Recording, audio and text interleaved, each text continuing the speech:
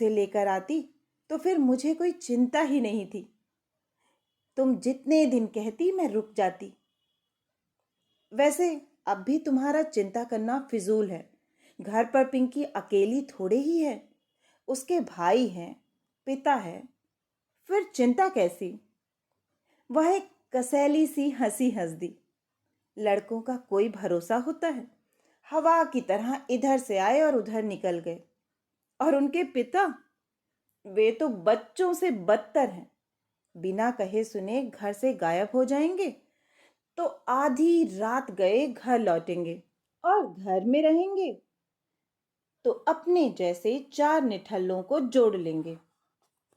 हम माँ बेटी चाय बना बना कर हलकान हो जाती हैं। ऐसे ऐसे नमूने इकट्ठे कर लेते हैं कि देखकर उपकाई आती है। मुझे एकदम हंसी आ गई। वह चिढ़ गई। इसमें हंसने की क्या बात है? हंसने की तो बात ही है। तुम शायद भूल गई कि कभी ऐसे ही नमूनों पर तुम जान छिड़कती थी। मुझे खूब याद है। भूलने की मोहलत ही कहाँ मिली है। एक नमूना तो जिंदगी भर के लिए गले में बांध लिया है। इसीलिए तो डरती हूँ मेरा बस चले तो उन लोगों की छाया भी पिंकी पर ना पड़ने दूं। मेरा जो हुआ सो हुआ, अब उसकी जिंदगी क्यों बर्बाद हो? मैं हैरत से उसे ताकती रह गई। क्या यह रजनी बोल रही है? क्या इसी रजनी ने कोकिल जी के लिए आकाश पाताल एक कर दिया था? घर से भाग कर शादी की थी उसने। घर वाले शादी के सख्त खिलाफ थे। कोकिल जी के विजातीय होने पर उन्हें इतनी आपत्ति नहीं थी, पर उनके कवि होने पर सख्त ऐतराज था। ऐसे लोगों को वे घर गृहस्थी के लायक नहीं समझते थे। पर उस समय रजनी ने बड़ी दिलेरी से कहा था, मैं तो चाहती ही नहीं कि वे घर गृहस्थी के चक्कर में पड़े। मैं तो चाहती हूं कि वे दीन दुनिया से बेखबर होकर बस लिखते रहें।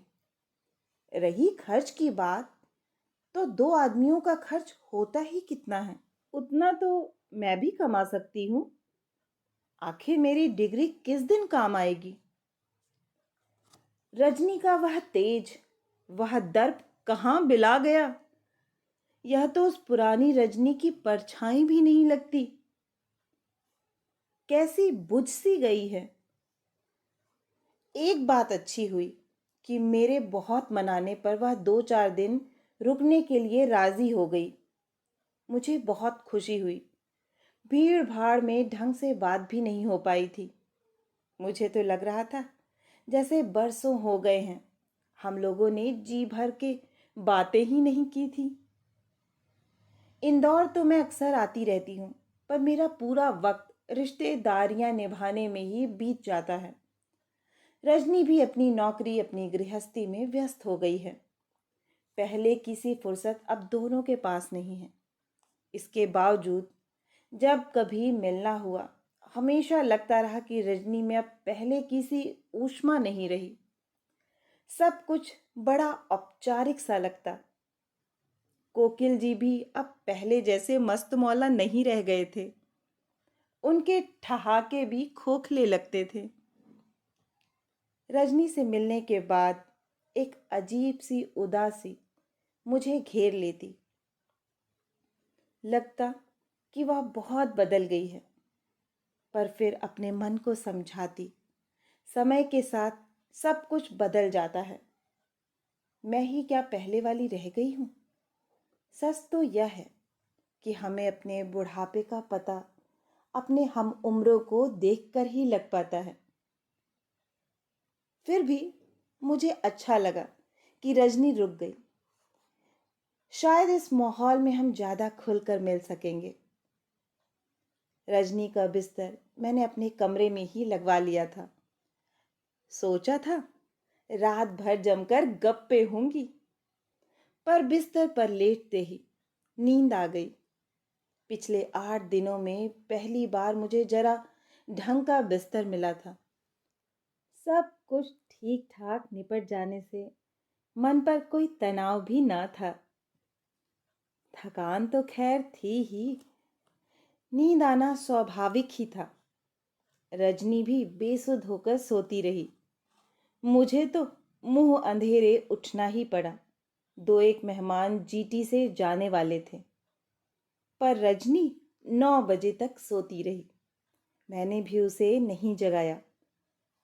पर जब घर में चाय का चौथा राउंड शुरू हुआ तो मुझसे नहीं रहा गया। चाय लेकर उसके सिर पर जाके खड़ी हो गई। मैडम, बेड टी हाजिर है, अब उठिए भी।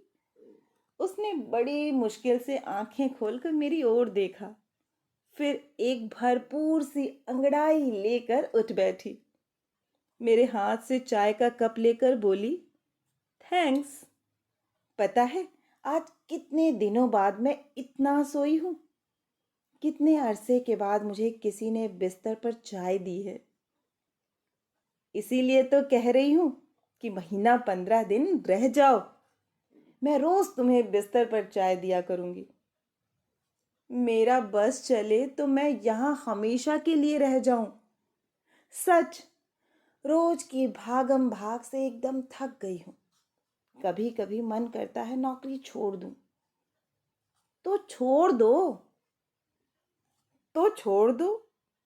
उसने मेरा मुंह चिढ़ाया। नौकरी छोड़ दें तो खाएंगे क्या? उसके स्वर में एक अजीब सी वेदना थी। मैंने हौले से पूछा, कोकिल जी क्या सचमुच कुछ नहीं करते? करते क्यों नहीं? दिन भर कागज काले करते हैं, सिगरेट फूंकते रहते हैं। मैंने उसके व्यंग को अनसुना करके कहा, आजकल तो सुना है कविताओं पर भी अच्छा पारिश्रमिक मिलता है। छपेंगी तभी तो मिलेगा। आधी तो लौट आती हैं।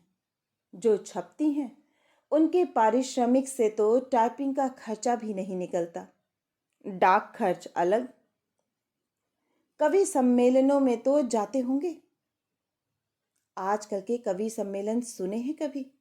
वहां तो हास्य रस के कवियों की ही पूंछ होती है, या फिर गलाबाज कवि रंग जमाते हैं। तुम्हें तो याद होगा ये कितना अच्छा गाते थे, पर सिगरेट पी पी कर गले का सत्यानाश कर दिया है। कहीं जाते भी हैं तो बुरी तरह हुट हो जाते हैं। बच्चों को तो इतनी शर्म आती है कि क्या बताऊं। सुनकर सचमुच बहुत बुरा लगा। वे स्वप्निल दिन याद आए जब हम लोग रात रात भर जाकर कवि सम्मेलन सुनते थे। कोकिल जी तो उन दिनों धूम मचाए हुए थे। लड़कियां तो उनके पीछे दीवानी थी, जिसमें रजनी तो मीराबाई ही बनी हुई थी। कितनी तपस्या से, कितनी मुश्किलों से उसने गिरधर गोपाल को पाया था, पर उसका स्वप्न पुरुष आज उसके लिए खलनायक क्यों बन गया है? उसकी सतरंगी कल्पनाओं का महल खंडहर में क्यों बदल गया है? बुरा लगने की तो बात ही थी। रजनी मेरे यहाँ 3-4 दिन रही, पर ज्यादातर वह सोती ही रही। लगा कि पता नहीं कितने दिनों की नींद पूरी कर रही है। शेष समय हम लोग बैठे गप्पे मारते रहते। एक दिन अचानक बोली, तुमने तो मुझे पीहर का सा सुख और आराम दे दिया। मैं तो अब तक इस सुख से अनजान ही थी। आज पता चला कि बुढ़ापे में भी आंखों को पीहर याद आता है। उसकी बात केवल एक बात नहीं थी, व्यथा का एक पूरा दस्तावेज थी। मैंने तरल होकर पूछा, रजनी, क्या अब भी वे लोग तुमसे नाराज हैं? मैं तो सोच रही थी कि इतने सालों में सुलह हो गई होगी। सुलह कहाँ से होनी थी? इतने दिनों तक जब अम्मा बाबूजी ही नहीं पसीजे तो उनके बाद तो सवाल ही नहीं उठता। भाइयों के पास अपनी गृहस्थी है, अपनी जिम्मेदारियां हैं। कोई बात नहीं, मैंने जैसे तैसे उसे सांत्वना देते हुए कहा। तुम्हारा जब जब पीहर जाने का मन हुआ करे तो मेरे यहाँ चली आना। हाँ, सो तो अब आना ही पड़ेगा। पर एक बात है, अब मैं तुम्हें अपने यहाँ कभी बुला नहीं पाऊंगी। मुझे बहुत संकोच होगा। क्यों? मेरे यहाँ न ऐसा बंगला है, न गाड़ी है, न नौकर चाकर हैं। पागल हुई हो? यह सब क्या मेरा अपना है? वह सारा वैभव तो सरकारी नौकरी का प्रसाद है। जब तक नौकरी है, ये ठाठ है। वैसे हमारी औकात तो तुम जानती हो।